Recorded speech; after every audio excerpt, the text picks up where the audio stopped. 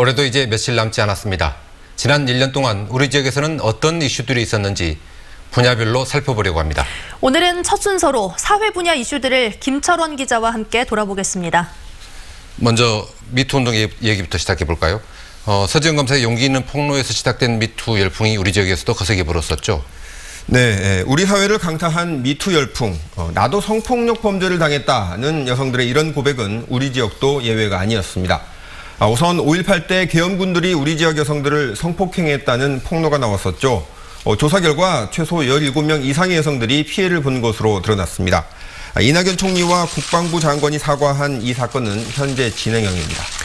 스쿨 미투라고도 하죠. 학교에서의 성폭력 사건도 유난히 많았잖아요. 네, 또 다른 형태의 미투 폭로는 바로 학교 현장에서 일어났습니다. 광주 남구의 한 여고에서는 최소 100명 이상의 여학생들이 교사들에 의한 성폭력 피해를 당한 것으로 드러났습니다. 경찰 조사 결과 교사 2명이 구속됐고 17명이 불구속 상태로 재판에 넘겨졌습니다. 나도 당했다는 폭로가 곳곳에서 폭발했는데요. 광산구의 한 고등학교에서는 교장 선생님이 구속됐고 한 여자 중학교에서도 폭로가 나와 현재 경찰 수사가 진행 중입니다. 네, 그런데 이게 따지고 보면 교사들의 성비위가 갑자기 늘었다기보다는 학생들의 인식이 달라졌다고 봐야겠죠? 네, 처음에는 학생들이 선생님을 고발해도 되나 이렇게 조심스러워했는데 이제는 좀 달라진 것 같습니다. 트위터나 페이스북을 통해 교사들의 성비위 행위를 고발하고 나선 학교도 있었는데요. 결국 이 학교 교장 선생님은 학생들에게 공개 사과하기도 했습니다. 그런데 학생들이 고발하고 나선 건 비단 성범죄뿐만이 아니었습니다. 전국적으로도 큰 이슈였던 고3 교실에서의 기말고사 시험지 유출 사건인데요. 이 사건은 친구의 갑작스러운 성적 상승을 이상히 여긴 친구들이 자체 조사를 통해 세상에 알려지게 됐습니다. 결국 학교 행정실장과 학교 운영위원장인 학부모의 결탁에 의한 사건인 게 드러나 최근 이들은 징역 2년씩을 선고받았습니다. 스쿨미투나 시험지 유출 사건의 공통점은 학생들이 이제는 부당한 일을 당해도 더 이상 참지 않는다는 데 있는 것 같습니다. 네, 법조계에서 주목할 만한 사건도 좀 살펴보겠습니다. 의미 있는 판결을 꼽는다면 어떤 게 있을까요? 네, 가장 주목할 사건으로는 일제 강제에 동원된 근로정신대 할머니들이 일본 기업 미쓰비시를 상대로 한 재판에서 최종 승소한 사건을 꼽을 수 있겠습니다.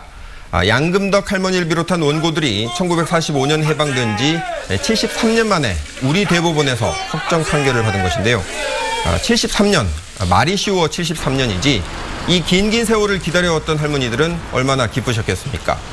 이렇게 재판이 길어지게 된 사연도 기구합니다.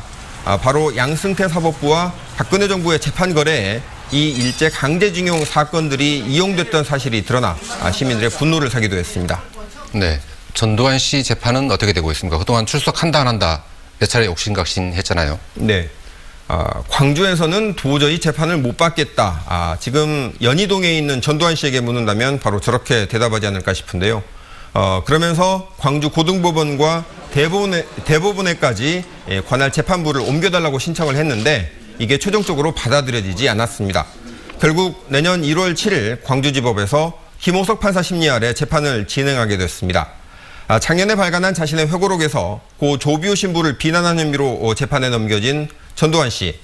형사재판의 경우 피고인이 어떻게 해서든지 한 번 이상은 출석을 해야 하는지라 전 씨가 광주 법정에 설지가 주목됩니다. 네. 또 윤장현 전 시장의 보이스피싱 사건을 이야기 안 할 수는 없겠죠? 네, 이 사건은 처음에는 전직 광주시장도 보이스피싱에 당했다는 황당함으로 시작했습니다. 그것도 권양숙 여사를 사칭한 보이스피싱범에게 4억 5천만 원이나 되는 큰 돈을 줬다는 점 때문에 화제가 됐었죠. 그런데 검찰이 이 돈이 오간 시기와 지방선거와의 관련성이 있다고 보고 선거법을 적용하면서 사건의 성격이 달라졌습니다. 윤 전 시장은 자신이 잘못한 건 맞지만 선거와는 관련이 없다 이렇게 강하게 반발하고 있는데요. 윤 전 시장이 검찰 포토라인에 서는 모습을 보는 시민들이 바로 이어지는 뉴스에서 윤장현 전 시장이 제안했던 광주형 일자리 타결이 무산됐다는 소식을 이어서 보면서 여러모로 착잡해했을 것 같습니다. 네, 앞서 거론한 것들은 어두운 내용들이 많은데 좀 밝고 희망적인 일들은 없었습니까? 네, 광주 시민들의 힘을 보여주는 몇 가지 기분 좋은 일도 있었습니다. 지난달 지난달이었죠. 광주시 운남동에서 교통사고로 불길이 치솟은 차량을 발견한 시민들 수십 명이 달려들어서 운전자를 구출했다는 소식, 많은 이들을 훈훈하게 했습니다. 네. 또 상무 구묘시장에서 노점상을 하는 김정순 할머니가 한 푼, 두 푼 아껴 모아서 마련한 1억 원을 전남대에 기부한 소식, 또 우리 지역의 소방관과 경찰관들이 목숨을 걸고 시민들을 살려낸 소식들이 있었습니다. 내년에는 이런 기분 좋은 소식들이 보다 많아졌으면 좋겠습니다. 네, 알겠습니다. 지금까지 김철원 기자였습니다. 수고하셨습니다. 수고하셨습니다.